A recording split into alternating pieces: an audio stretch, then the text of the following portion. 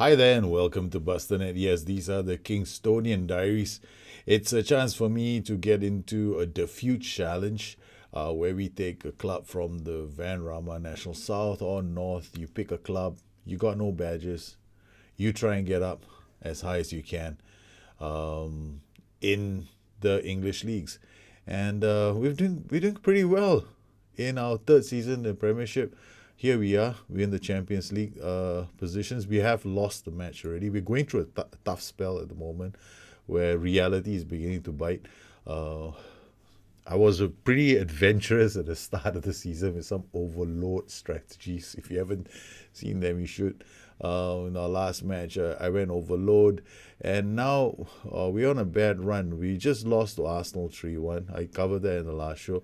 We drew against Chelsea because I realized it's this is the time where you got to be very careful. I mean, you get off to this great run, and this happens to everyone. I mean, you start believing that yes, you found the right tactic. That's the problem.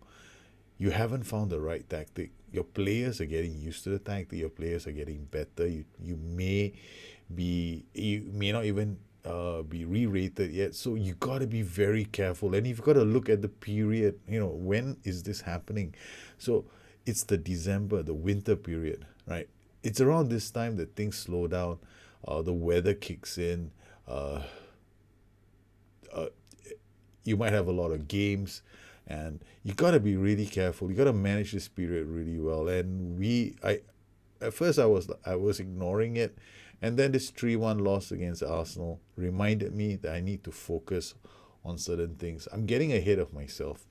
I'm starting to believe that we're invincible, when in reality all we did was make two key signings. We still have a weakness on the left flank where I don't really have a playmaker as such, and we've been lucky. A lot of games were luck. You have to look back at your games and divorce yourself from the romance of having a great run. You got to look at your own team with a really critical eye and say, okay, fine, we were lucky. Man City, we were lucky. Liverpool, 100% lucky. There was no way I should have won the game against Liverpool. 4 shots, one on target. I just happened to have a system which has got a high CCC chance. That's all. And Huddersfield is Carabao Cup. Yeah, we were fantastic in this. I mean, we completely destroyed Huddersfield. Against Southampton, we destroyed Southampton. Against Norwich, we destroyed Norwich. But Watford, who had beaten us last season, made it hard. Everton took it to the wire. Derby, we just couldn't break them down. Arsenal showed us how they play football. And Chelsea, in this match, I changed my plans. Now, if you recall earlier, I had talked about just using the leatherhead system. Now, the leatherhead system is fine if I'm playing against most teams, but what if a team comes up with a 4-3-3? And this brings me to a very interesting point. I mean, people have posted questions on the forums. Like, they go, I'm playing a 4-3-3, I'm playing against a 4-3-3, I don't know what to do because I keep losing. And invariably, you understand that the guy who's losing is still using the same system. Now, you got to recognize certain things about the 4-3-3. If I were to play the 4-3-3 with the top side, I expect to win nearly every single game. Why? Because of the way it distributes roles, it distributes control of the pitch. 3 men in midfield is always going to be strong, regardless of whatever system you're using. So if you got 3 men in midfield and 4 backline of 4, you potentially have 5 in midfield during transitions. Then in attack, you're going to have 8 in transition. So you got 5 here and 3 more. So your midfield to attack transition can have as many as 8 players in there. Now, if you're a good team and you can control midfield, that means you're literally going to win most of your games, because it's going to be very hard for most sides to come out against 8 players. I mean, 8 players in your half controlling the pitch.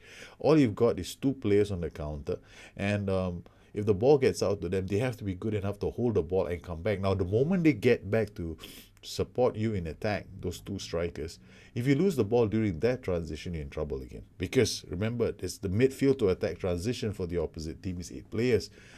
So you're always going to have issues.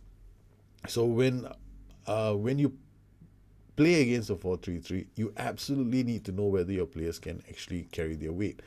Now, having recognized our weaknesses, remember the start of the season, I was talking about how weak we were through the middle, how I can deal with crosses.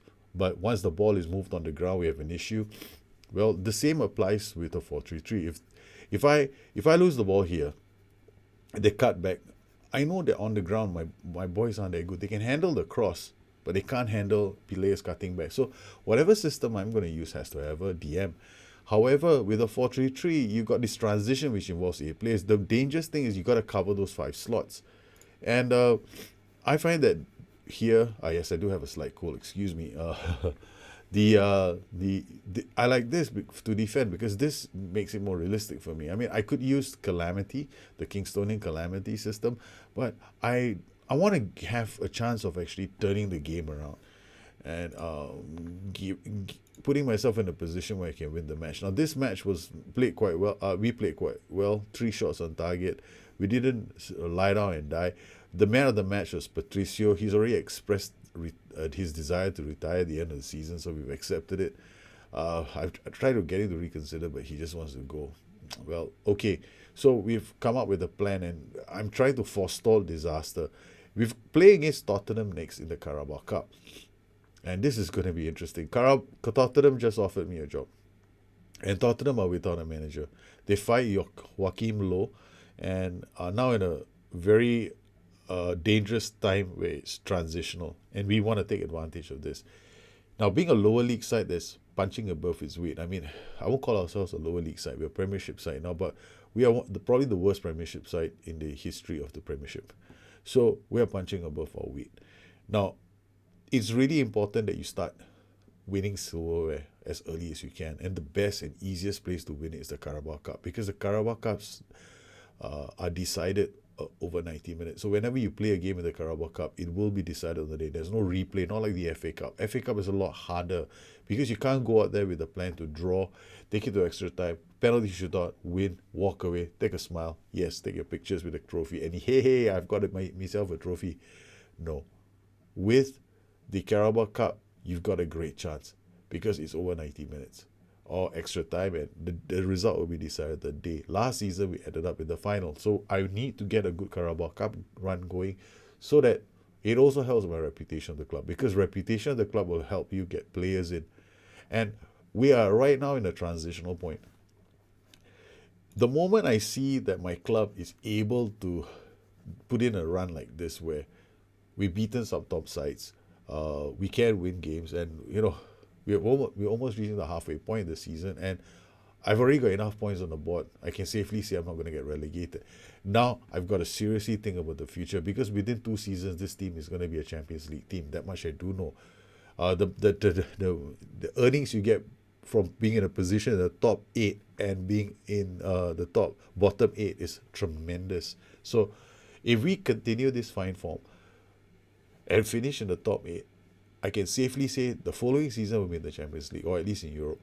That means I've got a major issue. And that issue is the 4 homegrown club players I got to have in my team. So you got to start planning as early as now. I mean, you got to start looking out for players. So this is the December period. So what we've been doing is we've been telling our scouts to go out there and look for players who are very young. And I'm ignoring any other player who's like 23, 24. I can't be asked because I can't afford them anyway. So here I have a filter set up for all the youngsters. There's another way to do it as well, where you go and look for the youth intakes and you jump in. You can do that as well. I mean, it's a bit more involved. Here I will go to transfers, and then you come over here and then you look at youth departures, or you look at the youth intakes of certain clubs, and then you start going back, and you will find there are some clubs that have got youth intakes. And what you can do is you go to this, like for example, I go to River, Boca, all these 5 players. I send a scout out, get a scout report on them, and picks out these clubs, right? They got youth intakes that they just accepted, scouting, get assigned scout from the scouting pool for 2 weeks. So this is in South America, October 2025. So they're probably very young. September 25, we've got another league here. Same thing. Now I'm looking for clubs like in England it will be April if I'm not mistaken. Here we got Malmo. You make a decision on what kind of clubs you're picking. So I like to pick a certain category of clubs. Here will be May. No, there's nothing here. I think it's April. April Sundowns, March. Then we've got Newton. There we go. Monaco have got a youth intake. Bordeaux have a youth intake. This is in France. So we scout these players as well.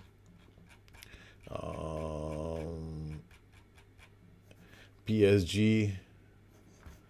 So this is in France. Then we might have some in. No, we don't have any in May. We might have some in March. So you go through the club. I mean, you have to pick certain clubs. So I'm scouting here as well, and I want to make sure that I'm maximizing my chance of finding these youngsters. Now, I also have some youngsters I've just randomly, I go in there, oh, he's been with Brighton, I'm going to just sign him. I do that as well. And if I'm lucky, I make the right decision. So here we got Lucas Jones, who's from Brighton. I already have a transfer arranged for him, which is a bit stupid. I didn't do a scout summary. He's 15, so he's never probably ever going to get a chance to play. I'll stick him in. He didn't cost me very much. I mean, honestly, I will go out there. The problem for us is we don't have an academy. So if you look at my under 18s, nothing is coming to the academy. Zero, nada, ping, we don't have. So the board has only just given me approval to improve the training facilities and the youth facilities, and that's in the process of being done. So now that everything is being done, so I've got these facilities being improved, this is the time when you want to start preparing for the future. So you go out there, you start scouting. Now, I don't sign anybody who's turned 18. So it's going to be 16, 17. I'm hunting for that group because it gives me the best chance for bringing youth players in. Of course, if he's 18 years old and he's good enough, he's going to be very, very expensive. And occasionally I might, but if I do sign somebody who's 18 years old, then I've got to put him, he's got to start playing the first team because I don't want his development to get curtailed because he's with the under 18s. So this is the challenge you're going to have. Who do you sign? So I'm signing a couple of players because all I need are 4 homegrown players in a few seasons. This is going to take like 3 or 4 seasons. This is my insurance package because I know what's going to happen because it's happened to me so many times. All the other diffuse challenge clubs. My first 2 seasons are going to have a kind of a penalty because I have no homegrown players. I'm going to have to go in there with a few, less than a full squad because you're going to have to remove some players. You can't bring everybody in. So what we're going to do is we're going to go out there and I'm definitely going to be signing players. So player search, my filter has been set up. So it's natural fitness and acceleration. These are the only 2 attributes I'm looking at. Because chances are if he's got low net fit, I'm not going to look at him. It's going to be very hard for us to improve that. Acceleration, if he's already starting out with high acceleration, I know exactly where I want to play him because I've got 2 or 3 positions on the pitch which are going to generate me a lot of revenue going forward, and these are the positions I plan to make money from. So they all have to do with accelerations. Any player who's got high acceleration joins us, and I've already got one player here, Alan McVie, who is 17 years old. He's playing in the Republic of Ireland and in the Irish division, and immediately he's 67, right? I'm making an offer. And I will go in there and I'll just plunk in 250,000. Actually, I don't know if he might.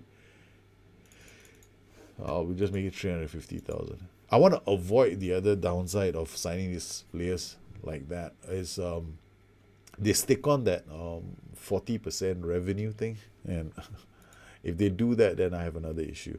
So we've got a strategy set up now. This is Mike Duff has agreed to join the club. He's a 17-year-old midfielder, and as you can see, there's nothing in the reports. I don't know how he's going to turn out, and I'm just going, all right, we'll just take it because it's a gamble I'm taking. So it's going to cost me about 500,000. So I've already got like about a buffer, right, 30 over million in the kitty. So I'm going to spend about 2 to 3 million on just a bunch of players to stock up in the under 18s. Yes, it's called stockpiling. So I'm not too bothered with their percentage of profit from sale clause because honestly, we don't have a high reputation, so I'm not exactly going to go out there and be able to sell players for 40 or 50 million pounds just yet. So I'm willing to accept those rates because eventually the boys, they may become good enough for me to sell off, and whatever I make from them is a small profit, so I'm fine. Some of these players will come in with a percentage of profit from sale clause, and sometimes you can't avoid it. I'll just bring them in. But at this point in time, I don't have enough clout in the marketplace or reputation to attract the best players. So I just need to create a squad first. Later, when my reputation goes up and I get an academy running, I won't have this problem. Okay, so our match against Tottenham Hotspur, the odds look like they're favouring Spurs quite strongly. We have had poor form. They're also inconsistent. They look like they're going to be starting out with a 5-2-1-2. The scouting report seems to suggest the same thing. So for this match, we're actually going to go in with the Leatherhead system, and I'm going to be playing it at quite a clip. Okay, now I'm going to start with Ashley Pope instead of Evran Karadeniz in this game and push Evran Karadeniz to the flanks. Up top, we'll have Higgins, and in midfield, it's going to be Palmer Brown, and then Jack Price will be here. And the last piece of the puzzle is going to be one of the central defenders. And Cisse will not be playing. Wilring is injured. Eusebio has a knock.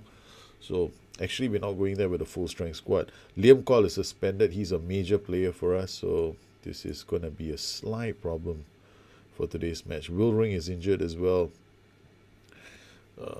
This is an we are quite under strength for our match.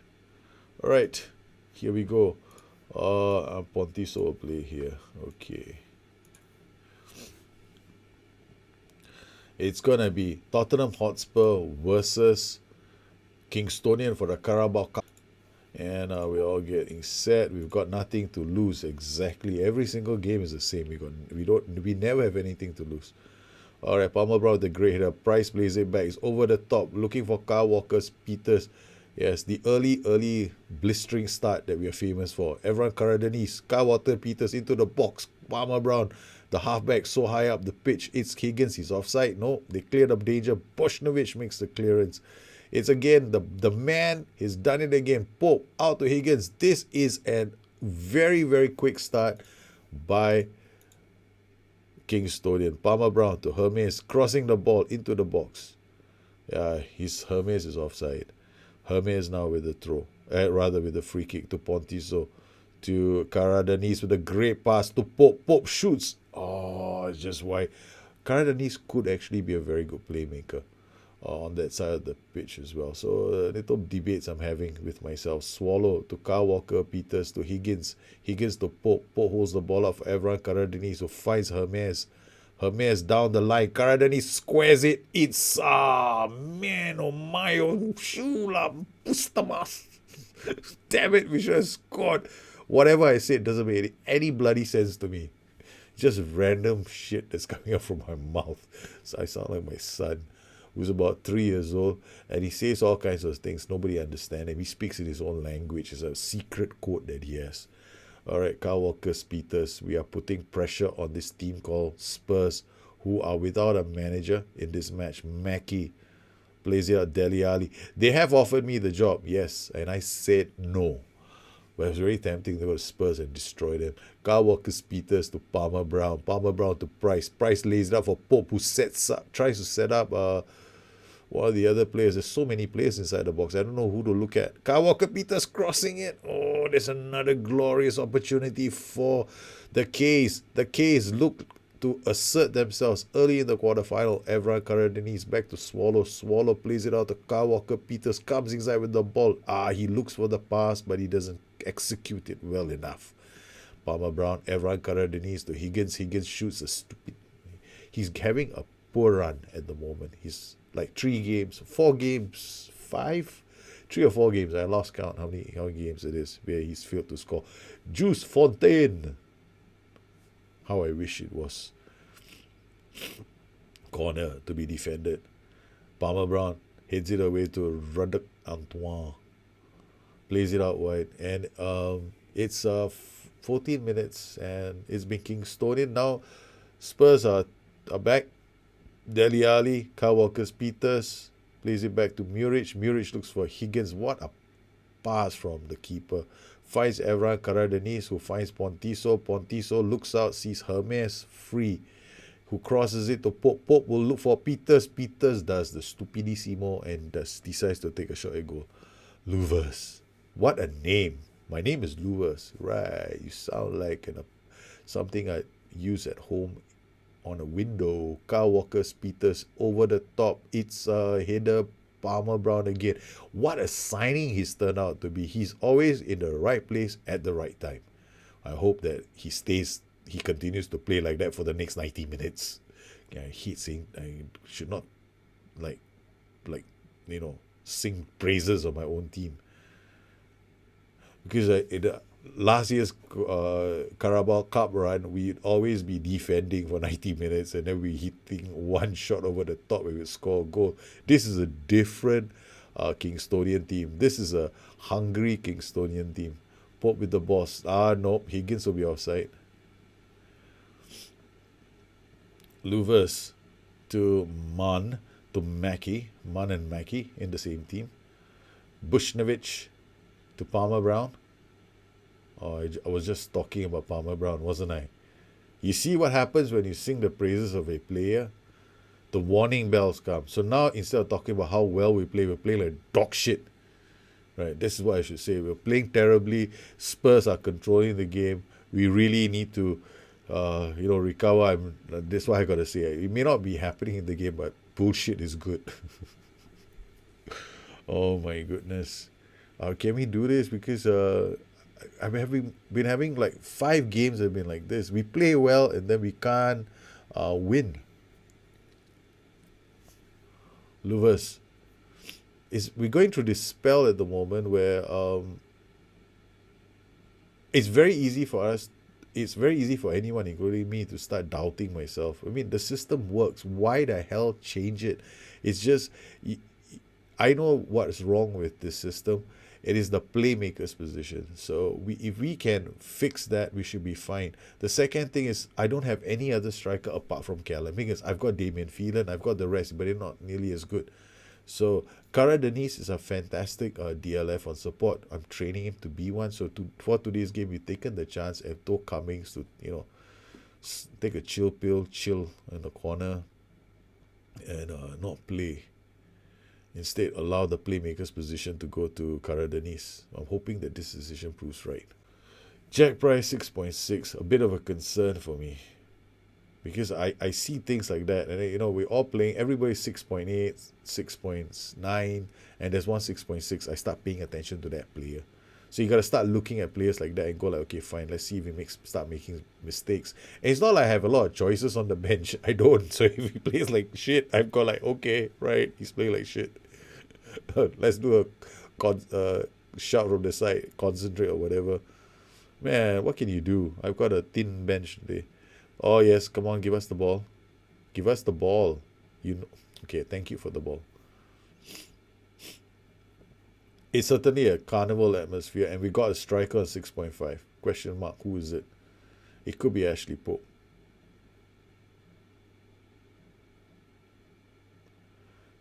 Okay, Mena to Mackie, crossing it into the box. Good save from our keeper, Arijaner Muric.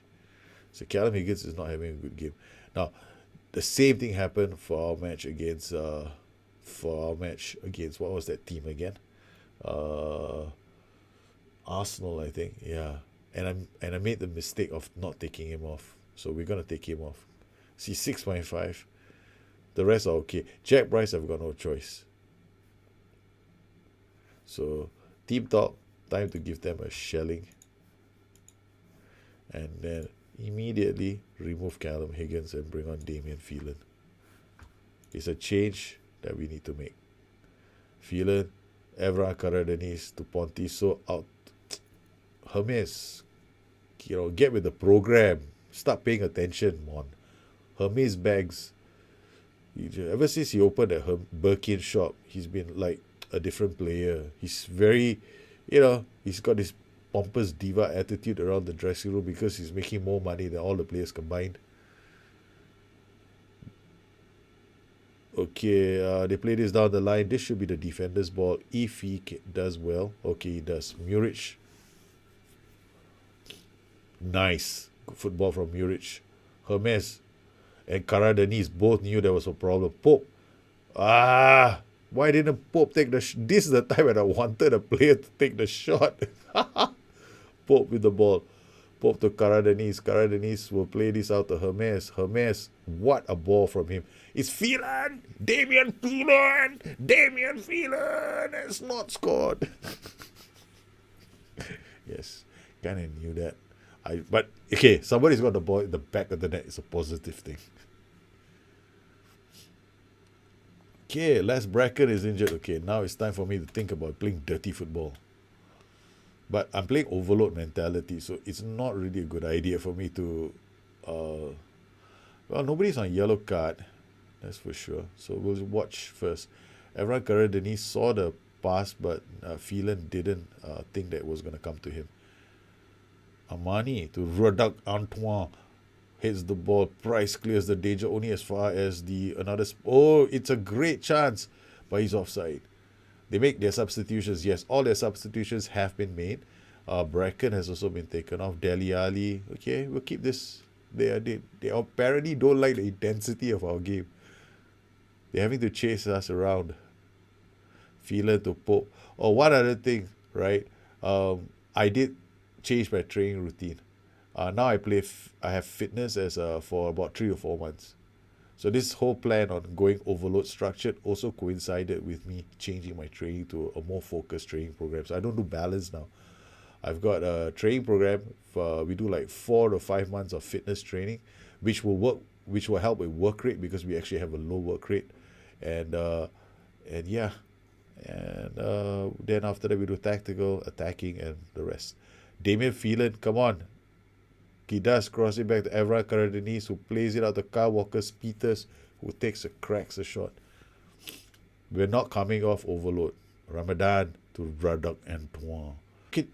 I don't know if I can demand more from my players when they're already playing on overload.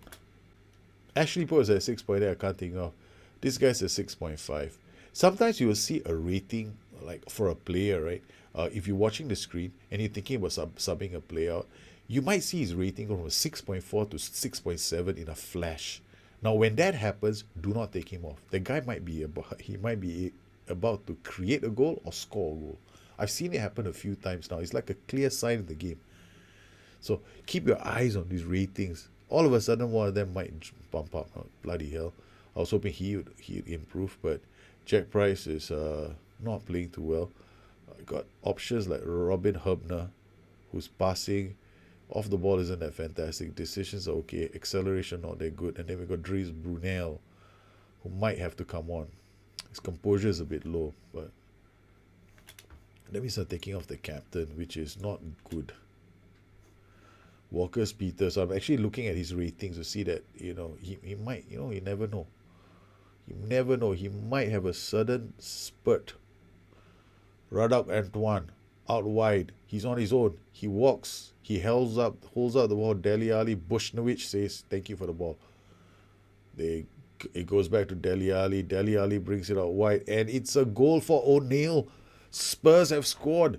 It's his first ever goal. Dele Alli gets the assist. Kingstonian are staring at defeat. We have been the ones dictating most of the play, and all of a sudden, all it took was one fluky cross for them to score. Phelan to Pope.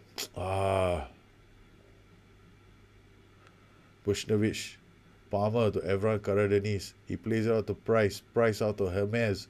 Hermes, come on, cross it. Pontiso through to Pope. Pope. It's an equalizer. Done with some style. Jack Price.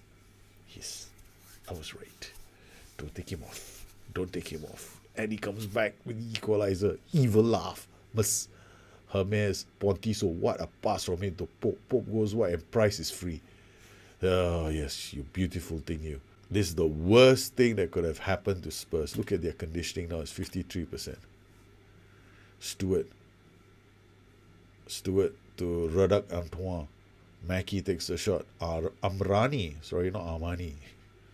Man, we have some real cool names in this game. Evran Karadeniz to Pope. Pope looks up for Phelan. Phelan looks around. Sees Evran Karadeniz. It's a first. It's a beautiful goal. What a counter. What a goal. It's phenomenal. What movement. I love the movement. Did you see that? Karadeniz to Pope. Pope looks up. Sees the run of Phelan. Phelan takes it down. Looks inside. Plays the pass. Back to Karadeniz. First times it. Karadeniz is the man of the moment. What a choice for a playmaker. Oh, the boys are doing well. Okay, this is when I go Hadrian's Wall. Now we bring on Robin Hubner for we're gonna take one of the players off. We're gonna rest Karadeniz. Confirm. Mackie. The shot's blocked. Carl Walker's Peters to Phelan. Phelan to Pope. Pope goes away. We're still playing with our overload strategy. Pontiso takes the shot with about 4 minutes left on the clock. We've changed formations and we're looking to wind down the game now. We played on overload for 87 minutes. Look at what we did to Spurs. Spurs are just... Mane with a cross straight to the hands of Muric. Our second goal was picture perfect. Hubner to Hermes. Hermes takes the shot. I think he's got better chances of scoring with his Birkin handbags than he does scoring a goal. He's yet to score for us. Swallow. Pope is onside. He is onside. But it is a penalty? Yes, it's a penalty. It is a penalty. We are gonna score this, boys. Come on, Ashley Pope. You have not banged in a goal for a hell of a long time. Down to the fact that you hardly ever play, but never mind. Yes. Yes. Ding, ding, ding, ding, ding, ding, ding. We're off to the semi-finals again. And we beaten Spurs. Yes, we beaten Spurs. I'm happy like hell, man. Dum, dum, dum. What a match. What a match. We... Come on, boys. Coolness personified. This is the way we play now. How do not take this away from me? I don't think so. There's no way you're going to take this away from me. We are holding on the ball. This is the club that offered me a job. And we have done it. What a way to make it to the semi-finals. The media had predicted a win for Spurs. Everybody was saying Spurs are going to take this. But guess what? Kingstonian arrived with an attitude of destruction, and we started the game off in style. It was O'Neill that gave them the lead inside 80 minutes, and then Jack Price stepped up, and I love Ashley Pope's goal. This was something else. They were attacking us, and we were defending. This was Armani. I hope this is the goal, because sometimes the replays take a really long time, and this was the counter. Evran Karadeniz to Pope. Pope played it out to Phelan. Phelan turned around to Evran Karadeniz. Pope, and man, what a counter attack! What a counter attack! Man, I'm so proud of them. I am proud of them. This has got to be one of the best games we've played. They played absolutely magnificently, and we have booked ourselves a ticket into the semi-finals of the Carabao Cup. Swansea have done well. Evran Karadeniz, yes, he's tremendously versatile. I'm pleased we're through. What a comeback. I am excellent at thoroughly. Yes, this guy was absolutely fantastic. No comment. Whew. This is quite... What a way to turn things around. So Tottenham Hotspur are a Premiership side. For me, this is significant because the Carabao Cup was a chance for us to get out of a rut. So whenever you go through a bad run, there are two things. So whenever you go through a bad run, there are two things you need to do, which is something that we did. You got to be very... So when you go through a bad run, there are several things that you need to do, and we had to do this. We have to be dispassionate. literally remove emotions when you're looking at your players. I'm very attached to Callum Higgins. I mean, he's done really well for us, and he's banging in the goals. But last two games he hasn't really been performing. I've had to think of substituting him in the match against Arsenal. We had to take him off, and we noticed there was a shift in the style of play. So in this game, at 45 minutes, Callum Higgins was definitely playing poorly. So we took him off at halftime and put in Ashley Pope. Look at the difference that made. That's the first thing. The second thing was we also noticed that Cummings is a bit off his game as a playmaker sometimes. Sometimes he plays really well, sometimes he doesn't. So he blows hot and cold. Everyone Karadeniz has all the attributes to play as a playmaker, but I really want him as a DLF on support. I need him as my Bobby Firmino. As a Bobby Firmino, he's fantastic too. So we had to think about shoring up that side. Everyone Karadeniz was critical, almost crucial towards scoring our second goal. He led the counter attack that gave us that. And look at his performance. He had 5 key passes, 1 assist. So we know that this was a good change. So you gotta think about your game and you gotta plan. And we also came in with a tactical plan. Our tactical plan was very simple. We've known that Hadrian's Wall is a fairly solid system because we used it for 2 seasons already. Last season, Hadrian's Wall was the system that we used in the league to finish in 13th spot. So there's nothing wrong with the system. I know the system. My players can play it, and we have the defenders for it. And we've got our overload structured Leatherhead's Geronimo system, and this is a very attacking system, and we went for the throat right from the start, and we hit them on the break with another goal. So I'm really happy with how the team played. So the next time you reach a rut, you always have to start looking at your own team, and you got to be dispassionate. I'm just happy that we're through to the semi-finals. So this cup run continues. Well, I hope you enjoyed this edition of the Kingstonian Diaries. If you have any questions, you know where to find me on Twitter at Bustthenet or addicted2fm.com, my website. Once again, I'd like to thank all my patrons for their continued support. This channel, you make these kind of shows possible for the rest of the community. You guys take care. Have a good one. I'll see you again soon. Bye-bye.